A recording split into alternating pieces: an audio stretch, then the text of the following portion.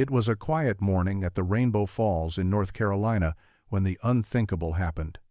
A young woman, 3-year-old Courtney Miller, had set out for a solo hike, eager to collect plant samples for her studies.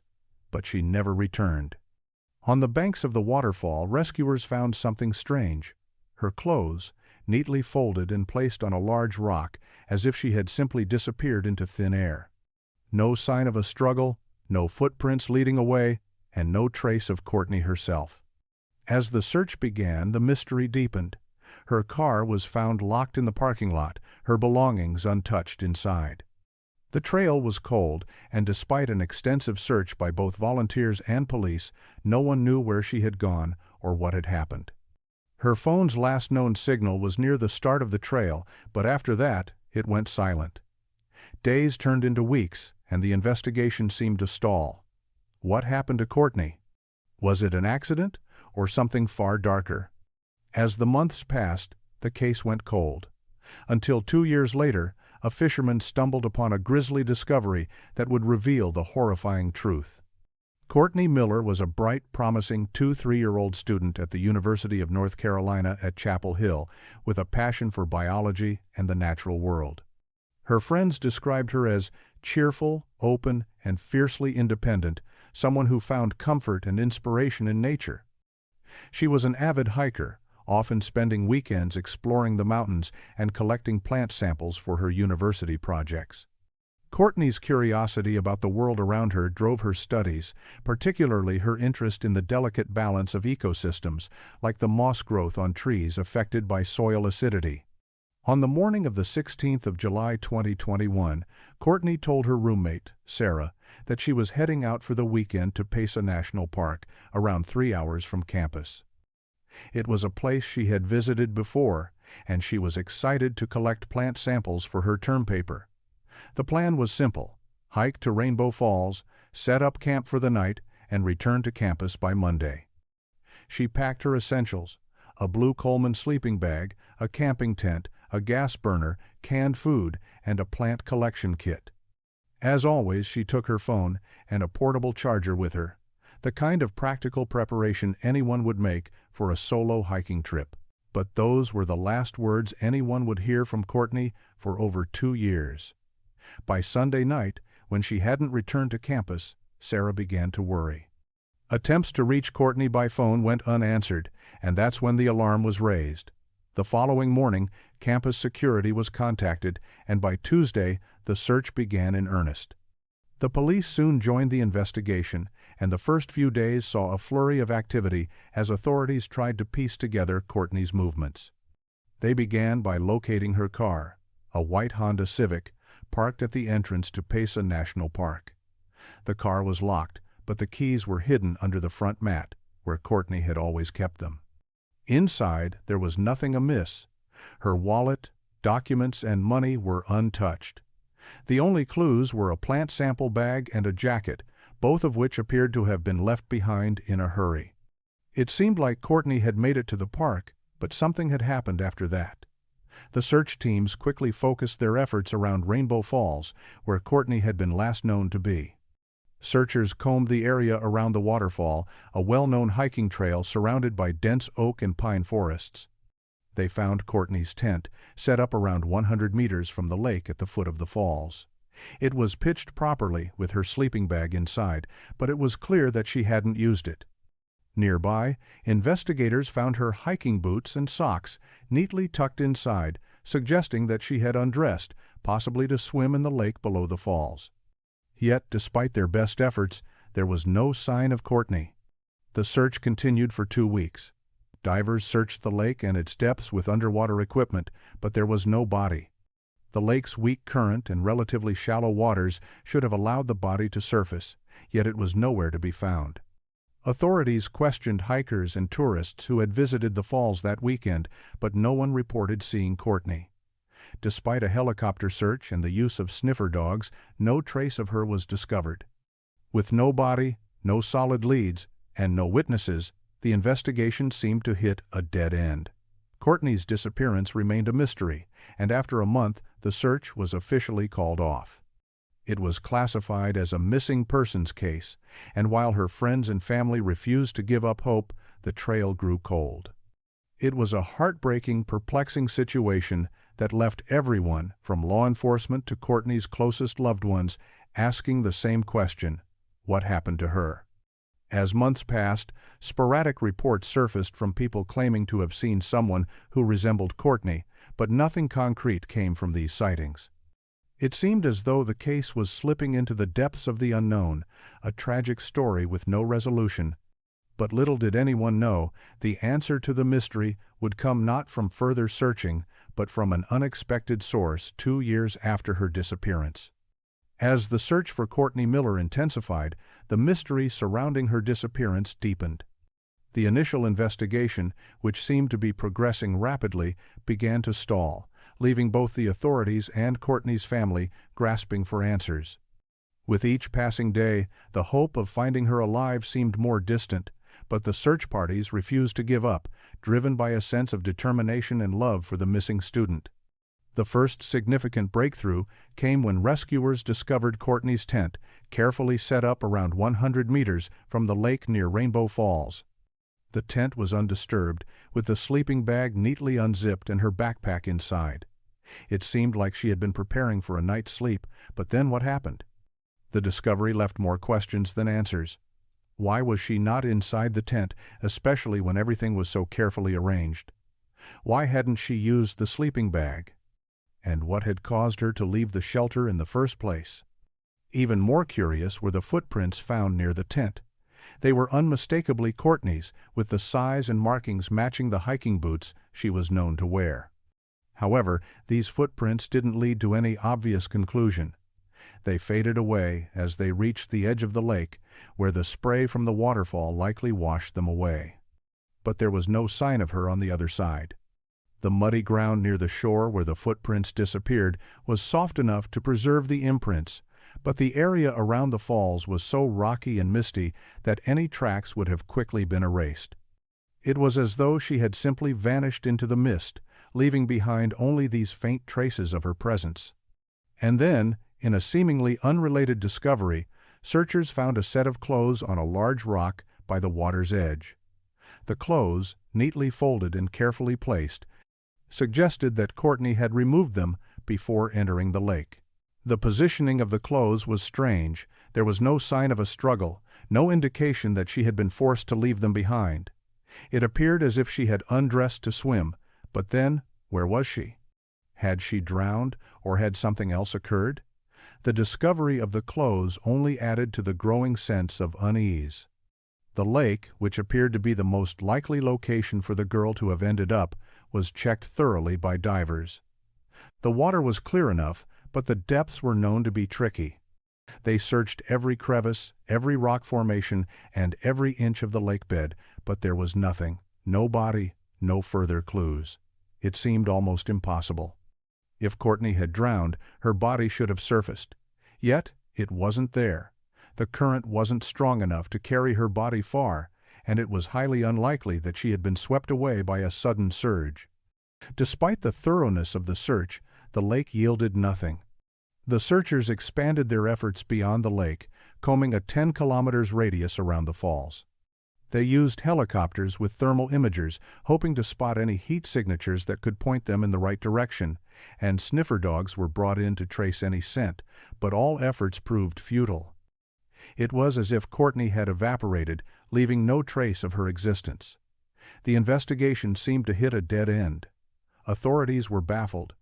How could someone vanish from an area so well surveilled, especially when so much had been left behind? The case began to gather a sense of disbelief. How could a young woman with such a clear and well-planned itinerary simply disappear? Her car was found parked at the trailhead, her belongings seemingly untouched, and her phone's last signal placed her right near the waterfall. The evidence suggested that something had happened to her, but no one could piece it together. Her family was in agony, unsure if they would ever see their daughter again. The police started looking at every angle, questioning everyone in the park that weekend and considering every possibility, from a tragic accident to a more sinister explanation. Then, after weeks of relentless searching, the investigation was called off. The case was classified as a missing persons investigation. The authorities had done everything they could, but without a body, there was no concrete evidence to follow. It seemed as though the mystery would remain unsolved forever, with no clues to lead them any closer to the truth. But the story didn't end there. Just when it seemed like hope was lost, fate intervened in a way no one could have predicted. Nearly 2 years after Courtney's disappearance, the river near Rainbow Falls, swollen from heavy rains, gave up its secret. The floodwaters, which had risen 2 meters above normal levels, were the key to unlocking the case. On the morning of June 12, 2023, Jim Parker and his son Tommy, out fishing on the Cape Fur River, made a discovery that would change everything. As they navigated the swollen river, Tommy noticed something strange lodged in the roots of an old oak tree on a sandbar. Initially, he thought it was just a piece of plastic, perhaps some debris carried downstream. But as he got closer, his heart sank. What he saw wasn't trash, it was a human skull. Immediately, they called the authorities, and within hours, the scene was swarming with investigators, forensic experts, and divers. As they carefully combed through the area, they found the rest of the remains, a near-complete skeleton, wrapped in a decayed blue sleeping bag. The fabric of the sleeping bag had turned to rags after 2 years in the water, but the zipper and metal parts were still intact, a stark reminder of the life that had once belonged to the person inside. The body had been carefully tied with nylon rope, and a brick had been attached to the feet, ensuring that the body would sink and stay hidden.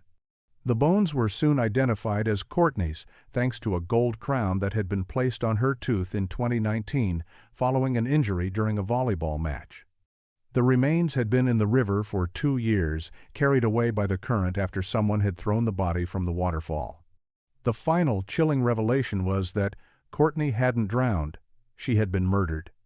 The discovery of the body brought a sense of closure, but it also raised more questions than answers. Who had done this? Why had they killed Courtney? The story was far from over. The investigation was about to take a dark turn, one that would unravel the truth behind the girl who had vanished at the waterfall, never to return. Years had passed since Courtney Miller's disappearance. The case, once filled with hope and frantic searching, had grown cold. The authorities had followed every lead, explored every possibility, and interviewed anyone who might have known her, yet the question still lingered. What had happened to Courtney? Had she truly disappeared into the wilderness, or was something more sinister at play? The search had ended, but the mystery remained unresolved, haunting her family and those who had followed her story. But fate, it seemed, had other plans. On June 12, 2023, the Cape Fur River, swollen from heavy rains, revealed a chilling secret. Jim Parker and his son Tommy, out fishing on the river, noticed something strange caught in the roots of an old oak tree on a sandbar. At first, Tommy thought it was just debris, a piece of plastic or a discarded bottle. But as they got closer, the realization hit them. It wasn't rubbish. It was a human skull. Panic set in as they immediately called the police. When the authorities arrived, they began combing the area, pulling the remains from the river with careful precision. What they uncovered was chilling. A nearly complete skeleton wrapped in a decayed blue sleeping bag. The fabric had been worn away by 2 years in the water, but the metal zipper and other parts of the bag remained intact. The body had been bound with simple nylon rope, and a brick was tied to the feet, ensuring that the body would sink and remain hidden in the depths of the river. It was clear that the body had been discarded, deliberately weighted down, and left to be swallowed by the water. Forensic experts quickly identified the remains as belonging to Courtney Miller.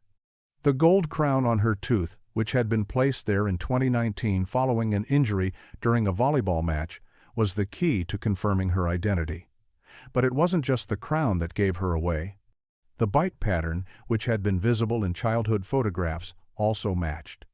The certainty of the identification brought a strange sense of closure, but it also brought a chilling new question. How did Courtney end up in the river? Had she drowned, as initially suspected, or had something far more sinister taken place? The answers began to emerge as the authorities conducted a detailed forensic examination of the remains. Dr. Elizabeth Chen, the forensic examiner, quickly discovered a crack in the skull, located at the base, near the back of the head. This injury was not consistent with decomposition or damage caused by the water. Instead, it was the result of a powerful blow to the head. The type of fracture indicated that the blow had been delivered from above, while the victim was in a horizontal position. There were other signs of violence. The cervical vertebrae showed marks of strangulation, and the hyoid bone, which is found in the neck, had been broken, a common sign of manual strangulation. These injuries were not the result of an accident. They were inflicted before death. As the forensic examination continued, further horrifying details emerged. Signs of sexual assault were discovered, with microfractures on Courtney's pubic bones indicating forced penetration.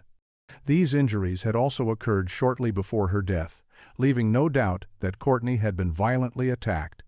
The nylon rope that bound her hands and feet was ordinary, something that could be bought at any hardware store.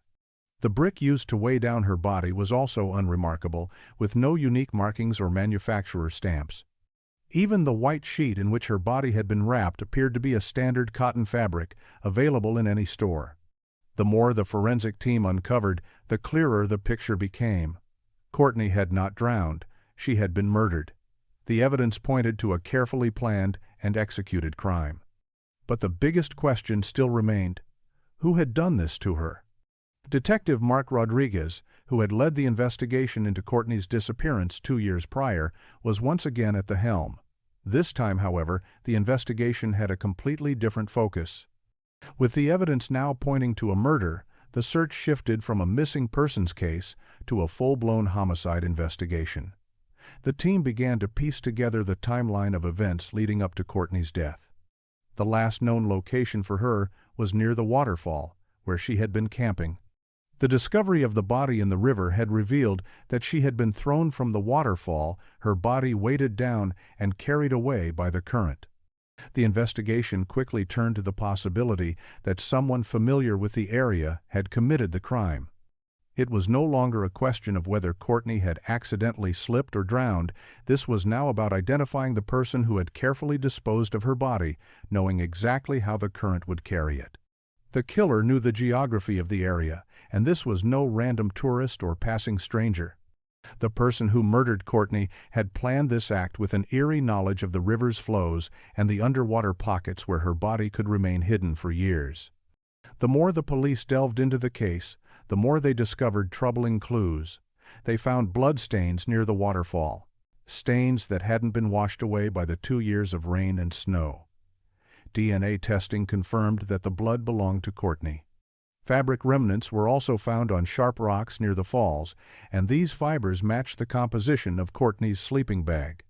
It was clear that her body had been thrown from the edge of the waterfall, wrapped in a sleeping bag, and left to sink into the depths. As the investigation gathered momentum, the true horror of the crime began to unfold. Courtney had been brutally attacked, her life taken from her in a premeditated act of violence. The mystery surrounding her disappearance was finally unraveled, but it had been replaced by an even darker truth. Courtney had been murdered, and her killer had gone to great lengths to conceal the crime. The case was now no longer just a tragic disappearance. It was a story of cold-blooded murder, and it was only just beginning to reveal the full extent of the horror that had unfolded near Rainbow Falls. As the investigation into Courtney Miller's tragic death progressed, the search for her killer began to gather pace. The discovery of her body had provided crucial answers, but many questions remained unanswered. Who could have done such a thing? Why was Courtney targeted? And how had her murderer managed to stay hidden for so long?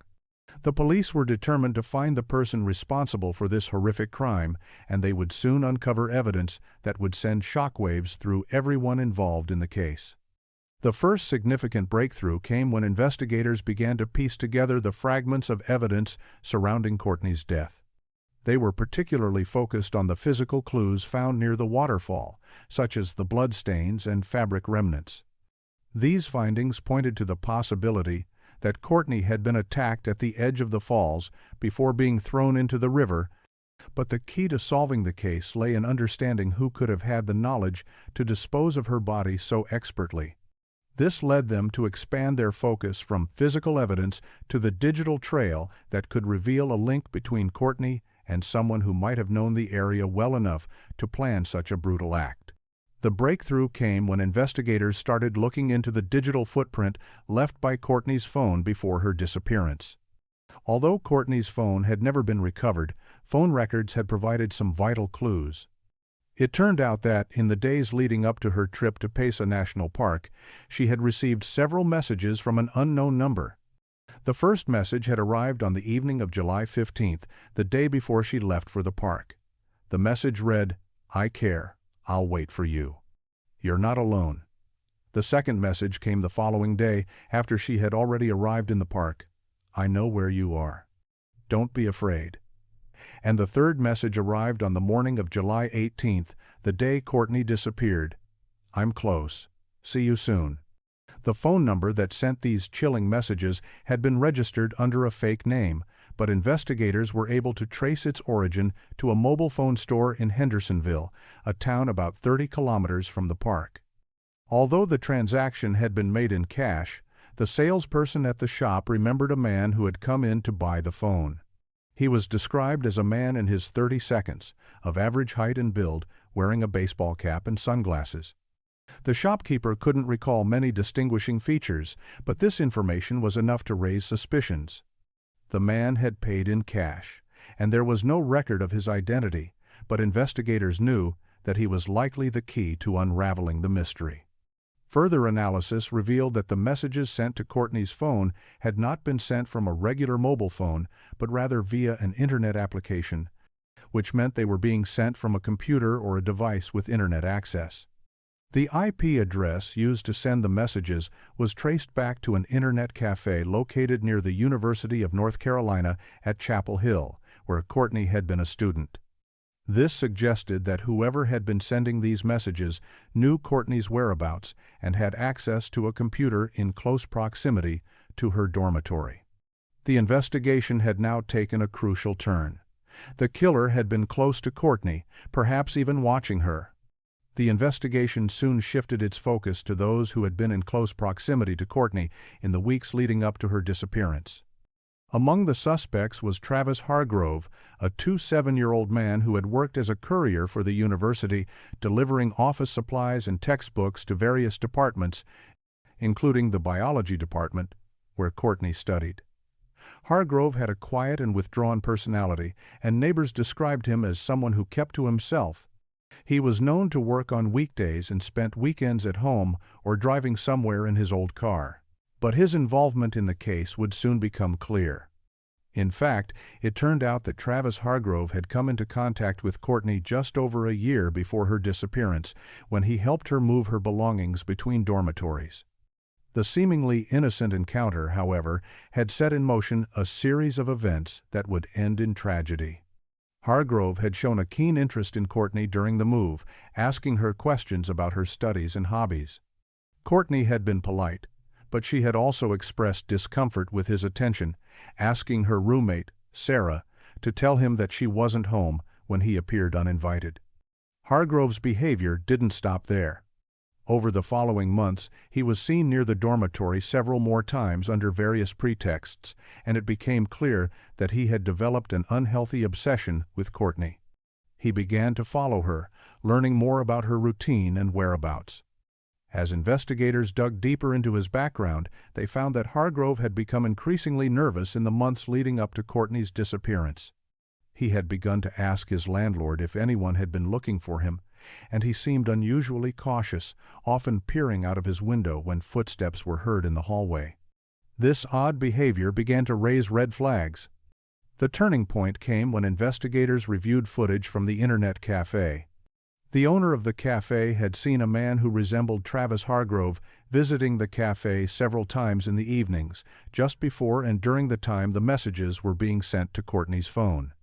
The man was described as someone who paid in cash, avoided conversation, and always sat alone in the far corner of the cafe, working for about 20 minutes before leaving. This behavior, along with his frequent visits, was enough to confirm that Hargrove had been the one to send the messages to Courtney, trying to establish contact and perhaps even scare her. With this new information in hand, investigators decided to conduct a search of Hargrove's apartment. They found several key pieces of evidence that linked him to the crime. Among his belongings, they discovered a small piece of yellow nylon rope, identical to the rope used to bind Courtney's hands and feet. A palm-sized piece of white fabric was also found, and analysis confirmed that it was identical to the sheet that had been used to wrap Courtney's body. This was the evidence they had been waiting for. The search for Hargrove continued, but by now he had disappeared. He had moved out of his apartment in December of the previous year, leaving behind almost all his personal belongings. However, in early July, Hargrove was finally located in a cheap motel in Asheville, over 100 kilometers away from the crime scene. The police arrested him without resistance, and when they searched his car, they found remnants of the yellow rope, just like the one used to tie Courtney. During his first interrogation, Hargrove remained silent and refused to answer any questions. But when confronted with the mounting evidence, including the fabric remnants, the rope, and the digital evidence linking him to the messages, he began to crack. After intense questioning, Hargrove finally confessed. He admitted that he had become obsessed with Courtney, following her and sending her messages to manipulate and frighten her. His plan had been to force her into intimacy and silence her forever. Hargrove confessed that on the day of Courtney's disappearance, he had attacked her near the waterfall, hitting her on the head with a rock and strangling her to death before throwing her body into the river. Travis Hargrove's confession was the final piece of the puzzle, and the case that had haunted Courtney's family, friends, and the authorities for over 2 years was finally solved. After 2 long years of searching and uncertainty, justice was finally served in the case of Courtney Miller. Travis Hargrove, the man who had stalked, attacked, and ultimately murdered the young student, confessed to his crimes. His chilling admission provided the answers that Courtney's family and friends had been desperately seeking. Hargrove's confession detailed the calculated and brutal actions he had taken, revealing the depth of his obsession with Courtney and his cruel intentions. Following his confession, the legal process moved swiftly. The trial was a harrowing experience for everyone involved, but it was necessary to ensure that Hargrove was held accountable for the pain and suffering he had caused. In the end, he was convicted of first-degree murder and sentenced to life in prison without the possibility of parole. While this verdict brought some sense of closure, it could never undo the harm Hargrove had inflicted on Courtney or her loved ones. For Courtney's family, the verdict was bittersweet. Her mother, Linda Miller, expressed relief that justice had been done, but there was no real satisfaction. No sentence could bring her daughter back. Still, the Miller family remained strong, using their grief to fuel their determination to support others affected by violent crime. They set up a fund in Courtney's memory to help victims of similar crimes and their families, ensuring that her legacy would live on. Detective Mark Rodriguez, who had worked tirelessly on the case from the very beginning, reflected on the importance of perseverance. In his final words, he emphasized the significance of not giving up, even when the answers seemed impossible to find. His dedication to the case had led to the truth being uncovered, and he hoped it would serve as a reminder to never stop searching for justice. If you found this case compelling, don't forget to like, comment, and subscribe to our channel for more true crime stories. Hit the bell icon so you never miss an update, and join us as we continue to uncover the mysteries behind real-life investigations. Thank you for watching.